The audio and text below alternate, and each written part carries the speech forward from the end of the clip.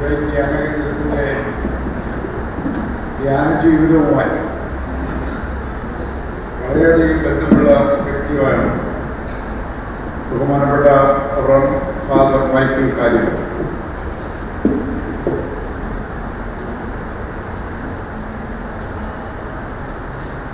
ആ വലിയ വേദപാരംഗത ദൈവശാസ്ത്രജ്ഞൻ നമ്മളെ വിട്ട് സ്വർഗത്തിലേക്ക് യാത്രയായി.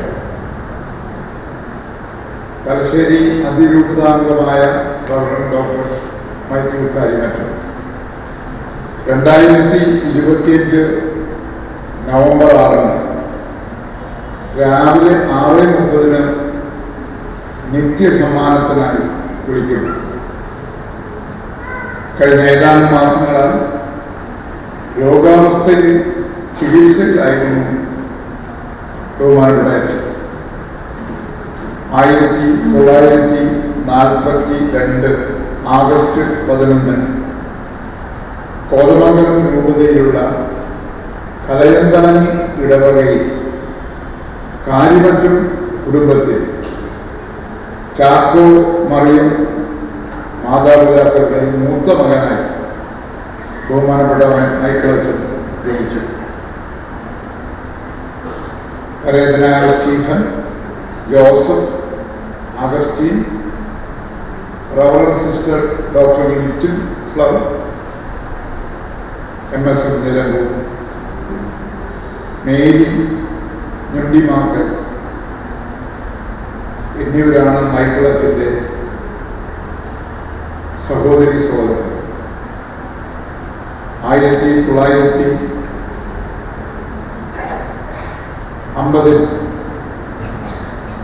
തലശ്ശേരി രൂപതയ്ക്ക് വേണ്ടി കുന്നോത്ത് മൈനർ സെമിനാരിയിൽ വൈദിക പരിശീലനം ആരംഭിച്ചു. ആലുവ കർമ്മലഗിരി സെമിനാരിയിൽ നിന്ന് തത്വശാസ്ത്ര പഠനവും റോമിലെ ഓപ്പൺ യൂണിവേഴ്സിറ്റിയിൽ നിന്ന് ദൈവശാസ്ത്ര പഠനവും പൂർത്തിയാക്കി. 1968 ജൂൺ 29 കർദിനാൾ അഗാലിയായിൽ നിന്ന് ബഹുമാനപ്പെട്ട അച്ഛൻ തിരുപ്പട്ടം സ്വീകരിച്ചു. റോമിലെ പൊന്തിഫിക്കൽ ബിബ്ലിക്കൽ ഇൻസ്റ്റിറ്റ്യൂട്ടിൽ നിന്ന് 1972 ബൈബിളിൽ ഉന്നത പഠനം പൂർത്തിയാക്കി.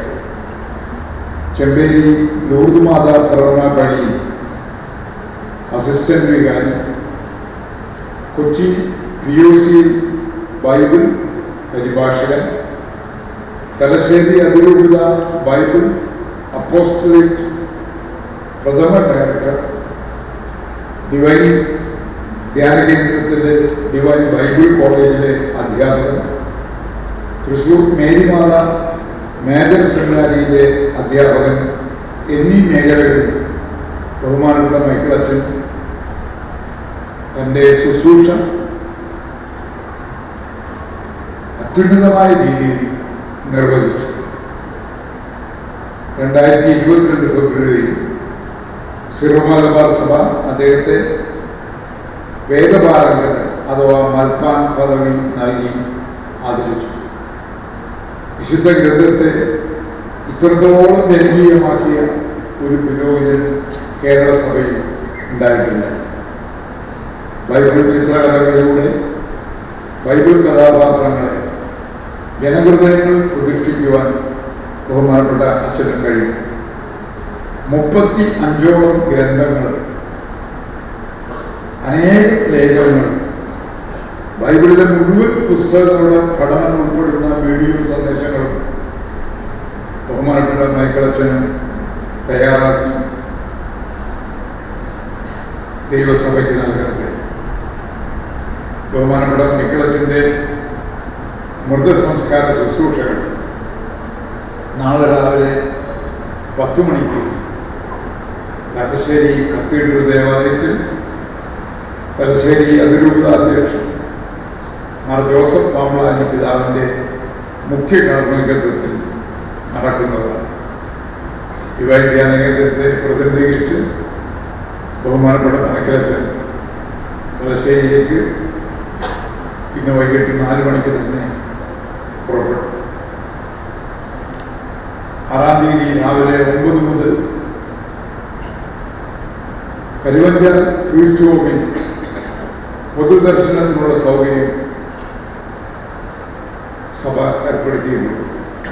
നാളെ 7/11/2025 രാവിലെ 8:30 മൃതസംസ്കാര ശുശ്രൂഷയുടെ ആദ്യ ഭാഗം കരുവഞ്ചാൽ ടൂറിസ്റ്റ് ഹോമിൽ ആരംഭിക്കും.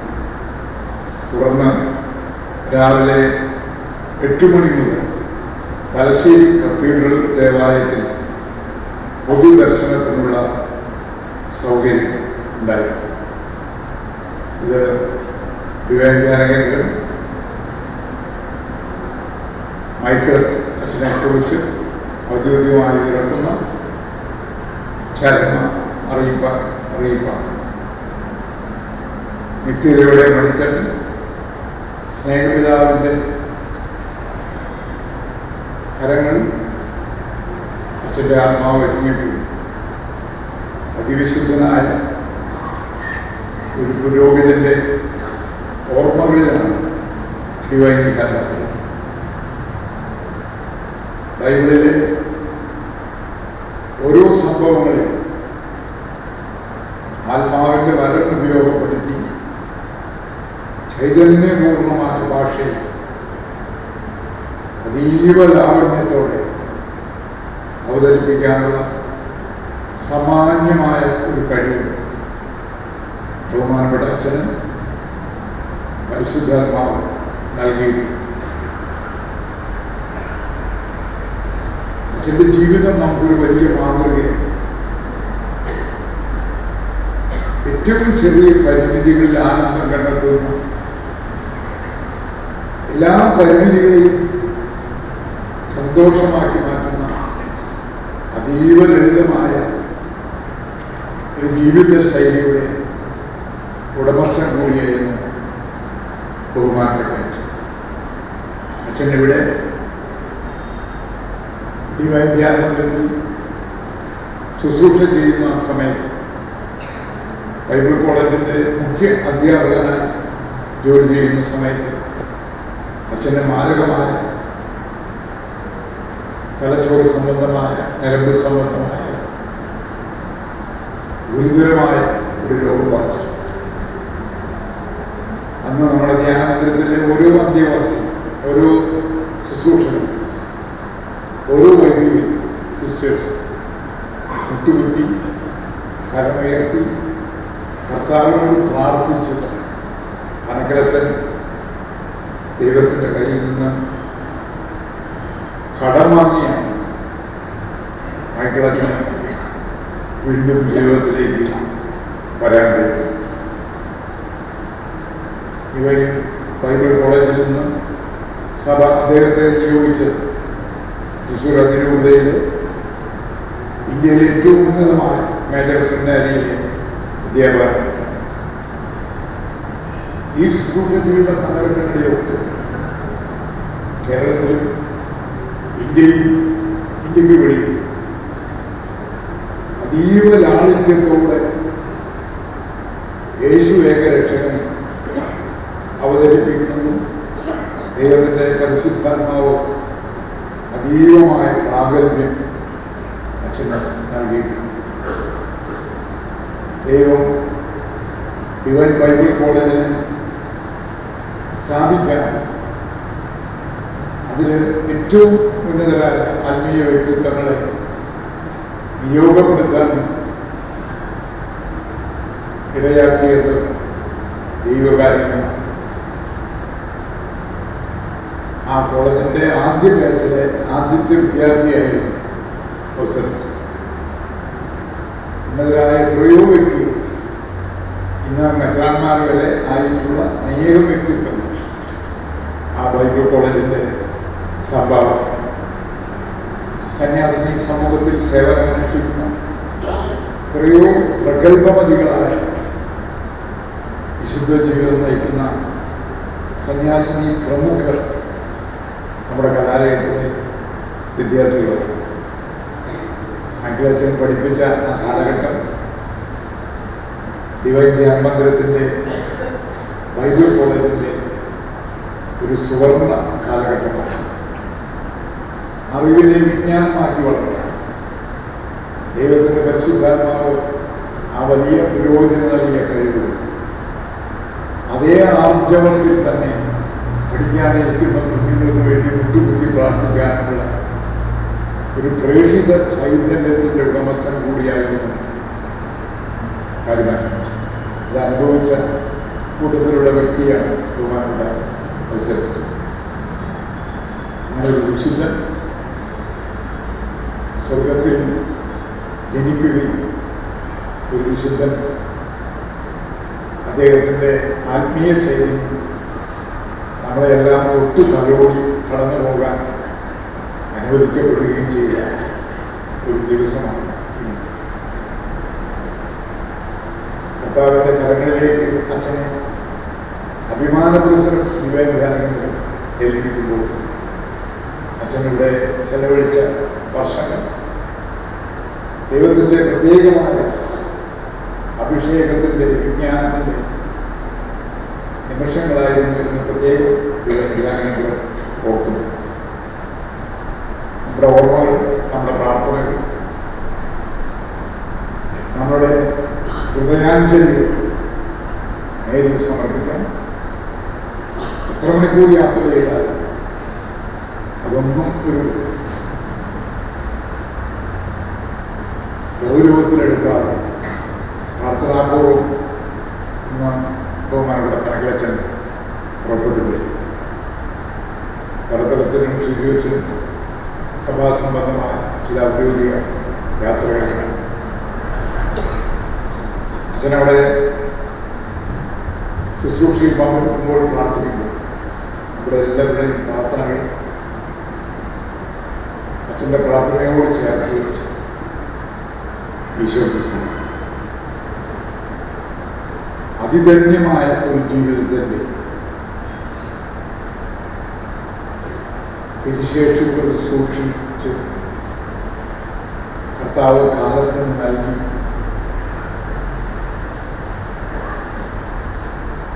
കർത്താവ് ആ ആത്മാവിനെ തൻ്റെ ആത്മാവിനോട് ചേർത്ത് വെച്ചു.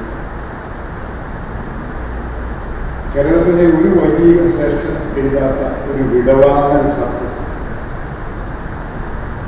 ബഹുമാനപ്പെട്ട അച്ഛനെ എഴുതി. അച്ഛൻ്റെ സഹോദരി, ആ സഹോദരിയുടെ ആത്മീയ ആനന്ദത്തിൽ, എന്നാൽ ജീവിതത്തിൽ ഒരു സഹോദരൻ നഷ്ടപ്പെടുമ്പോൾ ഉണ്ടാകുന്ന വിയോഗ ദുഃഖത്തിൽ ആ വരികൾ കേരളത്തിലെ എല്ലാ ചാനലുകൾക്കും നൽകി.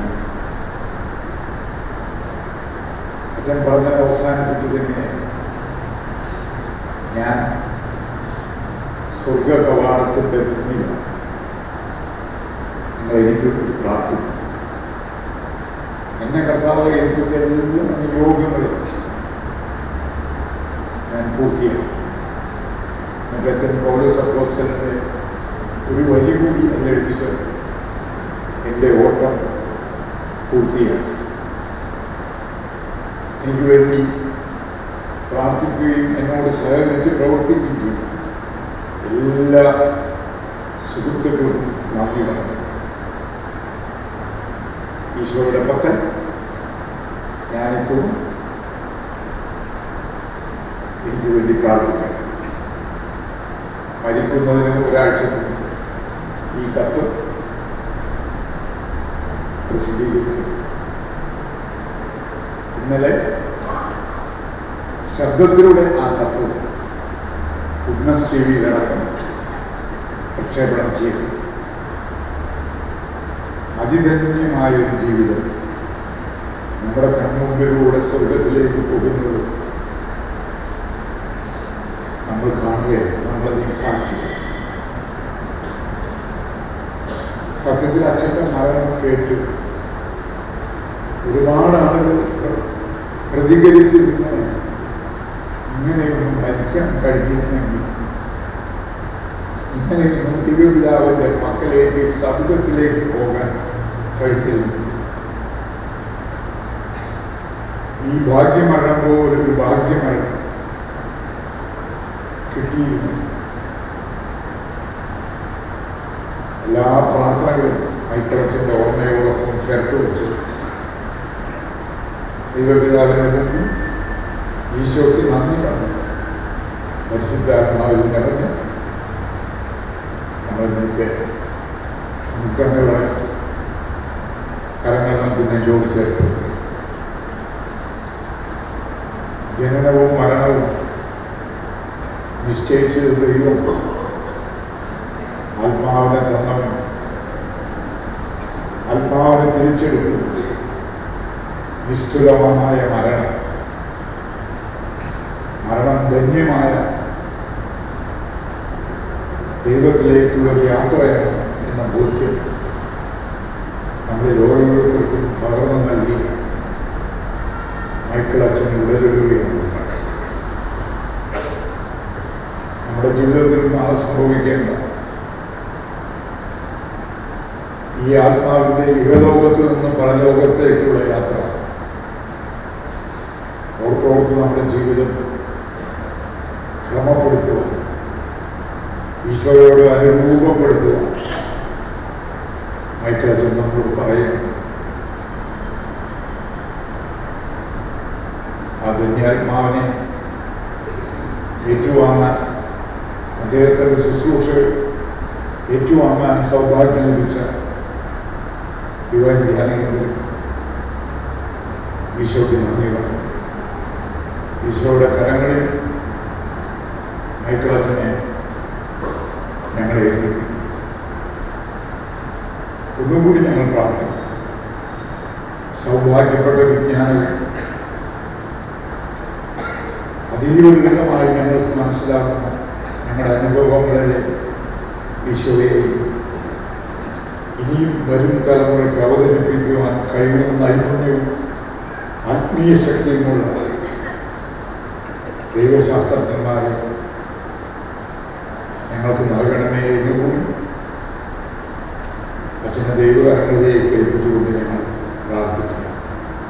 ബഹുമാനപ്പെട്ട മൈക്കിൾ കാര്യമറ്റും അച്ഛനെ കുറിച്ച് നല്ല രീതിയിലൊരു അനുസ്മരണം നമ്മുടെ ബഹുമാനായ PJ ആൻ്റണി ഇവിടെ നടത്തുകയുണ്ടായി. അദ്ദേഹത്തിൻ്റെ ജീവിതത്തെ സമഗ്രമായ ഒരു പരിശോധനയ്ക്ക് അദ്ദേഹം വിധേയപ്പെടുത്തി. അതിനേക്കാൾ മെച്ചമായിട്ടൊന്നും എനിക്ക് പറയുവാനായിട്ട് ഈ അവസരത്തിലില്ല. എനിക്ക് മൈക്കിളച്ചനെ അധികം വ്യക്തിപരമായ പരിചയമില്ല. 2-3 പ്രാവശ്യം ഡിവൈൻ ഇംഗ്ലീഷ് കൺഫറൻസ് അവിടെ സന്ദർശിച്ചപ്പോൾ അച്ഛനുമായിട്ട് ഏതാനും മിനിറ്റുകൾ സംസാരിക്കുവാനായിട്ടുള്ള അവസരമാണ് ലഭിച്ചത്. ആ അവസരത്തിൽ നിന്ന് മനസ്സിലായത് ഉന്നതമായ പാണ്ഡിത്യമുള്ള ഒരു വ്യക്തിയാണെങ്കിലും വളരെ ലളിതമായിട്ട് ഇടപെടുകയും സംസാരിക്കുകയും ചെയ്യുന്ന ഒരു ശൈലി അച്ഛനിൽ കാണുവാനായിട്ട് ഇടയായി.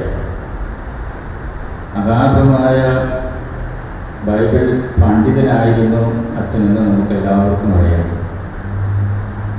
25 വർഷം മുമ്പ് ഞാൻ സുമേരക്കാരെ ബൈബിൾ പഠിപ്പിക്കുവാനായിട്ട് ആലോചിച്ചപ്പോൾ, പ്രത്യേകിച്ച് SSLC +2 കഴിഞ്ഞ് വരുന്ന കുട്ടികൾക്ക് ബൈബിളിനോടൊരല്പം താല്പര്യമുണ്ടാകട്ടെ എന്ന വിചാരത്തോടെ എന്താണ് അവർ പഠിപ്പിക്കേണ്ടത് എന്ന് വിചാരിച്ചപ്പോൾ പെട്ടെന്ന് എൻ്റെ മനസ്സിലേക്ക് കടന്നു വന്നത് ബഹുമാനപ്പെട്ട മൈക്കിളച്ചൻ എഴുതിയ ബൈബിൾ കമൻട്രിയാണ്. ഉൽപ്പത്തി പുസ്തകത്തിൻ്റെ ആദ്യത്തെ 12 അധ്യായങ്ങളൊക്കെ വളരെ ഗഹനമായ കാര്യമാണെങ്കിലും വളരെ സിമ്പിളായിട്ട് ഏത് വ്യക്തിക്കും മനസ്സിലാകാവുന്ന ഭാഷയിൽ ഉന്നതമായ ആ ദൈവശാസ്ത്രത്തെ അദ്ദേഹം എടുത്ത് വിവരിച്ച് എഴുതിയിരിക്കുന്നത് കാണുന്നതിൽ സന്തോഷമുണ്ടായി. അതുമാത്രമല്ല, എല്ലാ പുസ്തകങ്ങളെയും കുറിച്ചും ലളിതമായ ഭാഷയിൽ എല്ലാവർക്കും മനസ്സിലാകുന്ന രീതിയിൽ എഴുതുവാനുള്ള ഒരു പ്രത്യേക വൈദഗ്ധ്യം ഈ വൈദികനുണ്ടായിരുന്നു. അതുതന്നെയാണ് ഏറെ പേർക്ക് ബൈബിൾ പഠിക്കാനും ബൈബിൾ വായിക്കാനും ധ്യാനിക്കാനും ജീവിക്കുവാനുള്ള ഒരു പ്രചോദനം ഉണ്ടായത് എന്ന് നമുക്കെല്ലാവർക്കും അറിയാം. DOC ബൈബിൾ വിവർത്തനത്തിൻ്റെ എഡിറ്ററായിട്ട് സേവനം ചെയ്ത വൈദികൻ നമ്മുടെ ഡിവൈൻ ബൈബിൾ കോളേജിലെ പ്രിൻസിപ്പളായിട്ട് 4 വർഷം സേവനം ചെയ്തു. കൂടാതെ അനേക വർഷങ്ങൾ അവിടെ അധ്യാപകനായിട്ട് സേവനം ചെയ്തു. നമുക്ക് എല്ലാവർക്കും പരിചിതമായ കാര്യമാണ്. അങ്ങനെ തൻ്റെ ജീവിതം മുഴുവനും ദൈവവചനത്തിന് വേണ്ടി ഒഴിഞ്ഞു വെച്ച് ദൈവം മഹത്വപ്പെടണം, എല്ലാവരാലും ദൈവം അറിയപ്പെടണം, സ്നേഹിക്കപ്പെടണം എന്ന ഏക ചിന്തയോടെ തൻ്റെ ജീവിതം മുഴുവനും ഭൂമിച്ച ആ വൈദികൻ്റെ ദിവ്യമായ ഓർമ്മയ്ക്ക് മുമ്പിൽ ശിരസ് നമിച്ചുകൊണ്ട് അദ്ദേഹത്തിന് ദൈവിക സന്നിധിയിൽ എപ്പോഴും ആയിരുന്ന് മഹത്വപ്പെടുത്താൻ ഇടയാകട്ടെ എന്ന പ്രാർത്ഥനയോട് ഞാൻ കുറിച്ചുകൊണ്ടിരിക്കുന്നു. ബഹുമാനായ കാരിമറ്റ അച്ഛൻ്റെ വിയോഗത്തിൽ ദുഃഖാർത്തനാണ് സഭ. അതുപോലെ നമ്മൾ ആ ദുഃഖത്തിൽ പങ്കുകാരായ ഡിവൈൻ ധ്യാനകേന്ദ്രം ഇപ്പോൾ പ്രാർത്ഥിക്കുകയാണ്. അതിൻ്റെ ഭാഗമായിട്ടാണല്ലോ ഇപ്പോൾ അനുസ്മരണ സമ്മേളനം നടക്കുന്നത്. ബ്രദർ പി ജെ ആന്റണി പ്രധാനമായും കാര്യങ്ങൾ വിശദീകരിച്ച് കഴിഞ്ഞു. പ്രധാനമായിട്ടുള്ള കാര്യങ്ങളെല്ലാം പറഞ്ഞു കഴിഞ്ഞു. എങ്കിലും ഞാൻ മനസ്സിലാക്കിയൊരു കാര്യം, നമ്മുടെ വിശുദ്ധ ബൈബിൾ, നമ്മൾ ഉപയോഗിക്കുന്ന ബൈബിൾ, POC ബൈബിളിലെ എഡിറ്റോറിയൽ ബോർഡിലെ ചീഫ് എഡിറ്ററുടെ 3 പ്രമുഖരാണ്. അതിലൊരു പ്രമുഖൻ, അതിൽ നിങ്ങൾ ബൈബിളിൽ ആദ്യം തന്നെ കാണാം, പേരുണ്ട്, മൈക്കിൾ കാരിമറ്റ.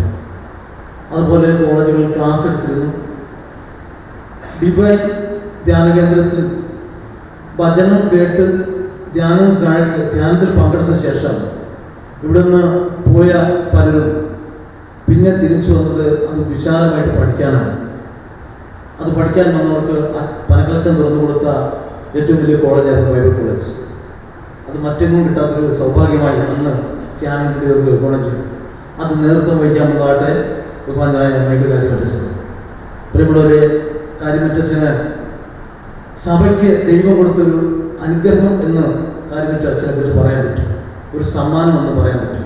എന്നാൽ നിയമാവർത്തന പുസ്തകം 28-ാം അധ്യായത്തിൽ പറയുന്നില്ലേ, നിന്നെ ഒരു അനുഗ്രഹമാക്കും, ചെയ്യുന്നതും പ്രവർത്തിക്കുന്നതും പോകുന്നതുമെല്ലാം അനുഗ്രഹമാക്കും എന്ന വചനം സാർത്ഥകമാക്കിക്കൊണ്ട് ഈ ഭൂമിയിലെ വിശ്വാസികളായ മനുഷ്യരെ കൂടുതൽ തീക്ഷ്ണതയിലേക്ക് വളർത്തുവാൻ അത്യുത്സാഹത്തോടെ പ്രവർത്തിച്ച ശാന്തനായ ഒരു വൈദിക ശ്രേഷ്ഠനായിരുന്നു ബഹുമാനായ മൈക്കിൾ കാരിമറ്റച്ചൻ. ഞങ്ങളെ പഠിപ്പിക്കുമ്പോൾ എനിക്ക് എപ്പോഴും ഓർമ്മയുണ്ട്, വളരെ സ്നേഹത്തോടെ വചനം പറഞ്ഞു തന്ന ഒരു വൈദികൻ.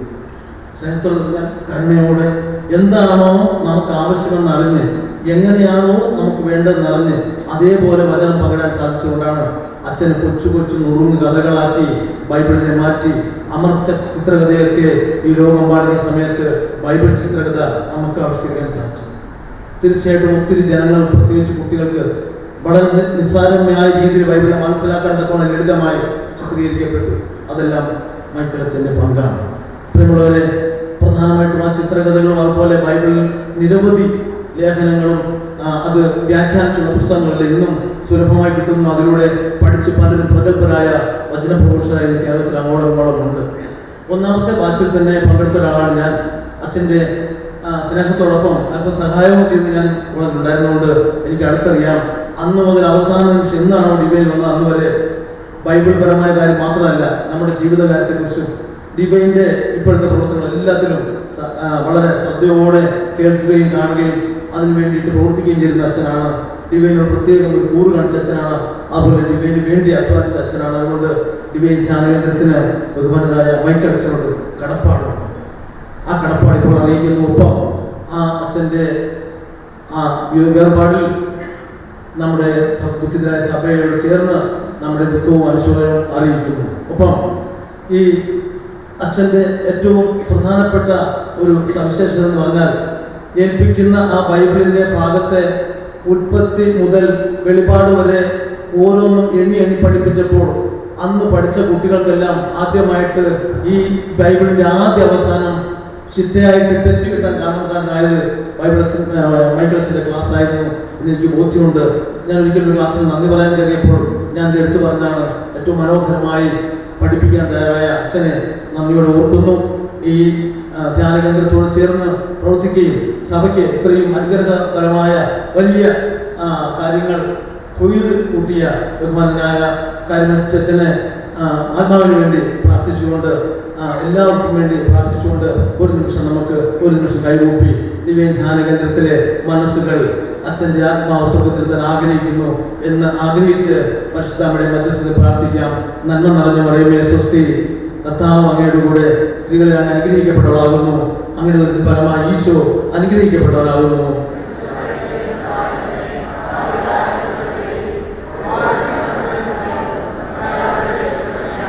പിതാവിനും പുത്രനും പരിശുദ്ധാത്മാവിനും സ്തുതി.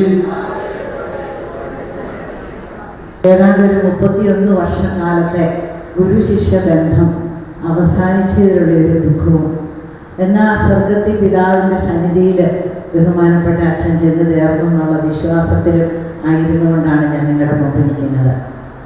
ബൈബിൾ കോളേജിൽ ആദ്യമായിട്ട് അൽമായർക്ക് വേണ്ടി, എനിക്ക് തോന്നി ലോകത്തിൽ തന്നെ ആദ്യമായിട്ട് അൽമായർക്ക് വേണ്ടിയിട്ടൊരു ബൈബിൾ കോളേജ് നമ്മുടെ ഡിവൈൻ്റെ സെൻറ്ററിലാണ് നടത്തുന്നത്. അതിന് മുൻകൈ എടുത്ത് പ്രവർത്തിച്ചത് ഇവിടെ പ്രിയപ്പെട്ട പനക്കലച്ചൻ. അങ്ങനെ ഞാൻ ഈ കോളേജിനെ കുറിച്ച് പത്രത്തിൽ വായിച്ചറിഞ്ഞ് ഞാൻ ജോലിയിലാണ്. അപ്പം ഞാൻ ലീവ് എടുത്ത് 45 ദിവസത്തെ റെസിഡൻഷ്യൽ കോഴ്സാണ്. അങ്ങനെ ലീവ് എടുത്ത് ഇവിടെ വരുമ്പോൾ ഞാൻ അതിനു മുമ്പ് ബൈബിൾ ഒരു പ്രാവശ്യം വായിച്ചിട്ടാണ്. പക്ഷെ ഒന്നും മനസ്സിലായില്ല. മൊത്തത്തിൽ ഞാൻ ഡൗട്ട് എന്ന് വരച്ചിട്ടു ബൈബിൾ വചനങ്ങളുടെ ഇടയിൽ. എനിക്കറിയാവുന്ന ഒത്തിരി വൈദികരോട് ഞാൻ ഈ സംശയങ്ങൾ ചോദിച്ചിട്ടും എനിക്ക് കൃത്യമായ സംതൃപ്തമായ ഒരു മറുപടി കിട്ടാത്തത് കൊണ്ടാണ് അന്ന് ഈ കഷ്ടപ്പെട്ട് ലീവ് എടുത്ത് ബൈബിൾ പഠിക്കാനുള്ള ആഗ്രഹം കൊണ്ട് ബൈബിൾ കോളേജിൽ ചേർന്നു. ആദ്യത്തെ ആഴ്ചയിൽ ബ്രദർ തോമസ് പോളിൻ്റെ ധ്യാനമായിരുന്നു. അത് പറഞ്ഞറിയിക്കാനാവാത്ത ഒരു അനുഭവത്തിലൂടെ അതിൽ പങ്കെടുത്ത എല്ലാവരെയും കർത്താവ് നയിച്ചു. പരിശുദ്ധാത്മാവിൻ്റെ കൃപയാൽ എല്ലാ വിദ്യാർത്ഥികളും നിറയപ്പെട്ടു.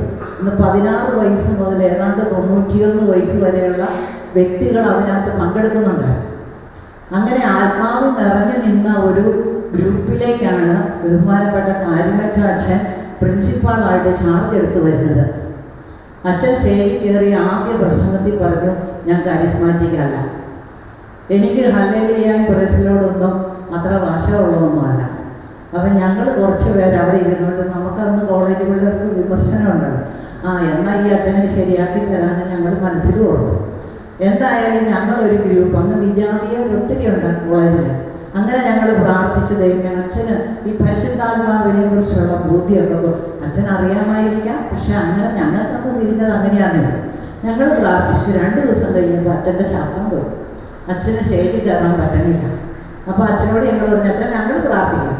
ഞങ്ങൾ പ്രാർത്ഥിച്ചാൽ ഉറപ്പായിട്ടും അച്ഛന് ശബ്ദം തിരിച്ചു വിട്ടു. നിങ്ങൾ പ്രാർത്ഥിച്ചെന്നൊക്കെ പറഞ്ഞു. എന്തായാലും അച്ഛൻ ഹോസ്പിറ്റലിൽ പോയി. ഏതാണ്ട് ഒരാഴ്ചത്തെ ട്രീറ്റ്മെൻറ്റ് കഴിഞ്ഞപ്പോൾ അച്ഛന് ശബ്ദം കിട്ടി. അപ്പം ഞങ്ങൾ എന്ന് പറഞ്ഞു, മരുന്ന് കൊണ്ടൊന്നും അല്ല കേട്ടോ, ഞങ്ങൾ പ്രാർത്ഥിച്ചു, പിന്നെ മരുന്നും പ്രയോജനപ്പെട്ടിട്ടുണ്ടാകുമെന്ന്. പ്രിയപ്പെട്ടവരെ, അന്ന് പനക്കലച്ചൻ അച്ഛനെ കുറിച്ച് പറഞ്ഞിരുന്നത് ബൈബിളിൻ്റെ ബുദ്ധി രാക്ഷസനെന്ന്. അത്രമാത്രം പാണ്ഡിത്യമുള്ള ഒരു വ്യക്തിയായിരുന്നു മൈക്കൽ കാര്യമറ്റച്ഛൻ. അപ്പം അച്ഛൻ ഈ ബുദ്ധി രാക്ഷസനായിട്ടിരിക്കുന്നത് കൊണ്ട് ഈ പരിശുദ്ധാത്മാവിൻ്റെ പ്രവർത്തനങ്ങൾ കൺമുമ്പിൽ കണ്ടിട്ടുള്ള ബോധ്യം ഉണ്ടായിരുന്നെന്ന് എനിക്കറിയില്ല. എന്തായാലും അച്ഛൻ അങ്ങനെ ബൈബിൾ കോളേജിൻ്റെ പ്രിൻസിപ്പളായിട്ട് വന്ന് ആ കോഴ്സ് തീരുമ്പോൾ പരിശുദ്ധാത്മാവിൻ്റെ ദാസനായി ആത്മനിറവിൽ ഈ പരിശുദ്ധാത്മാവിൻ്റെ പ്രവർത്തനങ്ങൾ കണ്ണുകളിലൂടെ കണ്ട് വിശ്വസിച്ച് ആ ഒരു ബോധ്യത്തിലേക്ക് കർത്താവ് അച്ഛനെ നയിച്ചു. അച്ഛൻ നല്ല അച്ഛനായിരുന്നു, നല്ല എളിമയുള്ള അച്ഛൻ.